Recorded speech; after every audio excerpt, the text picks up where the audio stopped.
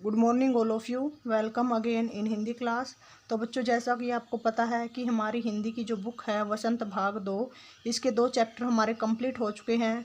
और हमने पिछली कक्षा में हमारा 3rd चैप्टर हिमालय की बेटियां शुरू किया था। और यह किसके द्वारा लिखा गया है? नागार्जुन जी द्वारा।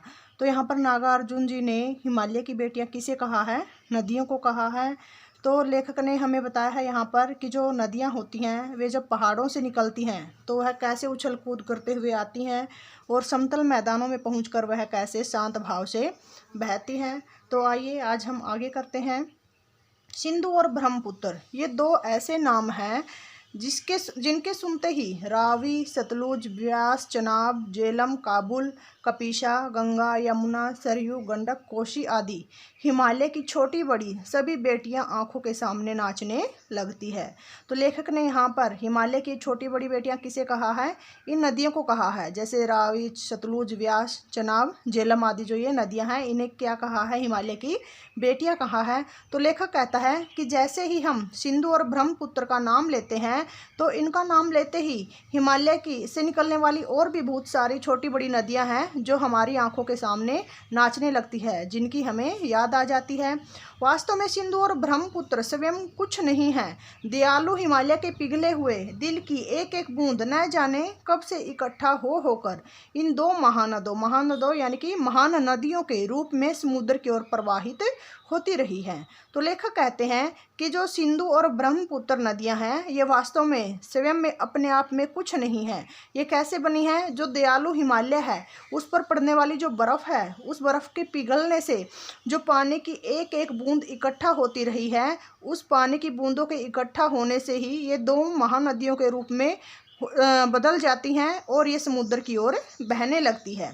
कितना सौभाग्यशाली है वह समुद्र जिसे पर्वतराज हिमालय की इन 2 बेटियों का हाथ पकड़ने का श्रेय मिला है। तो लेखक यहाँ पर जो समुद्र है उसको बड़ा भाग्यशाली बताते हैं। क्यों बताते हैं? क्योंकि जो हिमालय की जो ये बेटियां हैं सिंधु और ब्रह्मपुत्र, ये समुद्र में जाकर मिलती है। समुद्र को इनका हाथ पकड़ने का, इनका हाथ थामने का अवसर मिलता है। जिन्होंने मैदानों में ही इन नदियों को देखा होगा उनके ख्याल में शायद ही यह बात आ सके कि बूढ़े हिमालय की गोद में बच्चियां बनकर ये कैसे खेला करती हैं।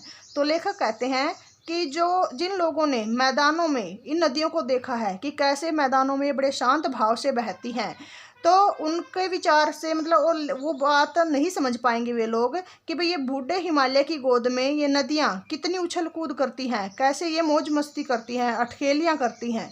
ठीक है, तो क्योंकि उन्होंने तो इन नदियों को मैदानों में ही शांत भाव से जाते हुए बहते हुए देखा है। माँ बाप की गोद में नंग धड़ंग होकर खेलने वाली इन बालिकाओं का रूप पहाड़ी आदमियों के लिए आकर्षक भले न हो, लेकिन मुझे तो ऐसा लुभावना प्रतीत हुआ वह रूप कि हिमालय को ससुर और समुद्र को उसका दामाद कहने में कुछ भी झिझक नहीं होती। तो लेखक कहते हैं कि जो पहाड़ी एरिया में जो लोग रहते हैं वो लोग भले ही इन नदियों को देखकर इनकी तरफ आकर्षित न हो, क्योंकि वे हमेशा इनके सामने ये नदियाँ बहती हुई रहती हैं, वे हमेशा इन नदियों को देखते हैं जिसकी वजह से इनकी तरफ ये आकर्षित नहीं होते। लेकिन लेखक कहता है कि मुझे तो इन नदियों ने इतना आकर्षित किया है कि मैंने इन नदियों, हिमालय और समुद्र को एक बड़े ही सुंदर रिश्ते में बांध दिया है कि जो नदियां हैं वह क्या है? हिमालय की बेटियां हैं।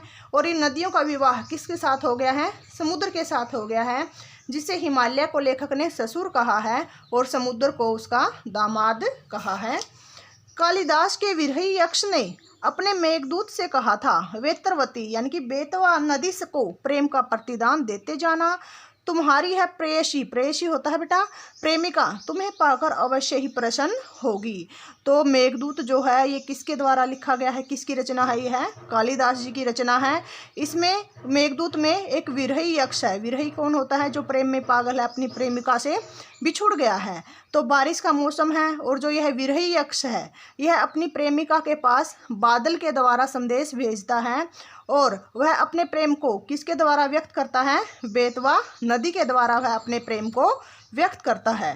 यह बात इन चंचल नदियों को देखकर मुझे अचानक याद आ गई और सोचा कि शायद उस महाकवि को भी नदियों का सहचेतन मतलब कि चेतना से युक्त रूपक पसंद था। तो लेखक कहते हैं कि जैसे ही मैं इन नटखट नदियों को देखता हूँ तो मुझे कालिदास जी की याद आ गई कि शायद कालिदास जी को भी इन नदियों का वह चेतना से युक्त रूप पसंद था, इसीलिए उन्होंने अपने काव्य में इन नदियों का वर्णन किया है। दरअसल जब भी कोई नदियों को पहाड़ी घाटियों और समतल आंगनों के मैदानों में जुदा जुदा शक्लों में देखेगा, वह इसी नतीजे पर पहुँचेगा। तो लेखक कहते हैं कि जो व्यक्ति इन नदियों के अलग अलग रूप को देखेगा कि वह पहाड़ों में कैसे बहती है, कितनी पतली सी होती है और कैसे वह अटखेलियाँ करती है, और समतल मैदानों में आकर वह इतना विशाल रूप ले लेती हैं और वह बड़े शांत भाव से बहती है। तो लेखक कहता है कि जो व्यक्ति इन नदियों के इन अलग अलग रूपों को देखेगा, उसके हृदय में भी मेरी तरह उथल पुथल मच जाएगी इन नदियों के बारे में जानने के लिए। काका कालेलकर ने नदियों को लोक माता कहा है।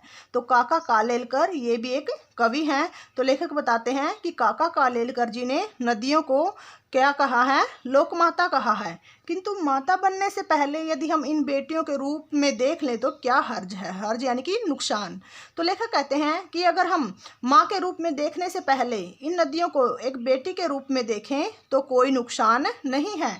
और थोड़ा आगे चलिए, इन्हीं में अगर हम प्रेयसी यानी कि प्रेमिका की भावना करें तो कैसे रहेगा, यानी कि बेटी से थोड़ा आगे चलकर अगर हम इन्हें प्रेमिका के रूप में देखते हैं तो कैसा रहेगा। ममता का एक और भी धागा है जिसे हम इनके साथ जोड़ सकते हैं। बहन का स्थान कितने कवियों ने इन नदियों को दिया है। तो लेखक कहते हैं कि स्नेह का, ममता का, प्रेम का एक और भी धागा होता है, एक और भी रिश्ता होता है, और वह रिश्ता किसका होता है, बहन का होता है। और लेखक कहते हैं कि ऐसे बहुत कम कवि हुए हैं जिन्होंने इन नदियों को बहन के रूप में देखा है। एक दिन मेरी भी ऐसी भावना हुई। थोलिंग तिब्बत की बात है। थोलिंग ये कहाँ पर है, तिब्बत में है।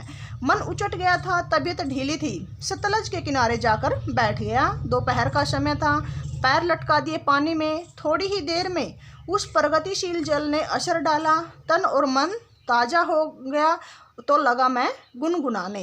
तो लेखक बताते हैं कि एक बार जब वह तिब्बत गया हुआ था तो लेखक का मन कुछ उचट सा जाता है और उसकी तबीयत कुछ खराब हो जाती है, और दोपहर का समय है। लेखक सतलज नदी के किनारे जाकर बैठ जाता है और अपने पैरों को सतलज के जल में डुबो लेता है। थोड़ी ही देर बाद जो जल है सतलज नदी का, वह अपना प्रभाव दिखाता है और लेखक के अंदर जो खुमारी छाई हुई थी, जो थकान थी, वह सारी गायब हो जाती है और लेखक का तन और मन फिर से ताज़ा हो जाता है और लेखक गुनगुनाने लगता है, जय हो सतलज बहन तुम्हारी, लीला अचरज बहन तुम्हारी। तो लेखक सतलज नदी से कहते हैं कि हे सतलज बहन, तुम्हारी हमेशा जय हो, और जो तुम्हारी लीला है वह अपरंपार है। हुआ मुदित मन हटा खुमारी। तो लेखक कहते हैं कि जो मेरी थकान थी वह हट गई है और मेरा मन, मुदित होना यानी कि प्रसन्न हो गया है, खुश हो गया है कि मेरी जो सारी थकान थी वह हट गई है और मेरा मन प्रसन्न हो गया है। जाऊं मैं तुम पर बलिहारी और मैं तुम्हारी नज़रें उतार लेना चाहता हूँ। तुम बेटी यह बाप हिमालय। और लेखक नदी से कहता है, इस सतलज नदी से, कि तुम्हारा जो ये हिमालय है यह तुम्हारा बाप है, तुम्हारे पिता हैं और तुम इनकी बेटी हो। चिंतित पर चुपचाप हिमालय। और जब तुम इस हिमालय से धीरे धीरे करके निकल रही हो, इससे दूर जा रही हो, तो यह हिमालय बहुत ही चिंतित है लेकिन चुपचाप बैठा है।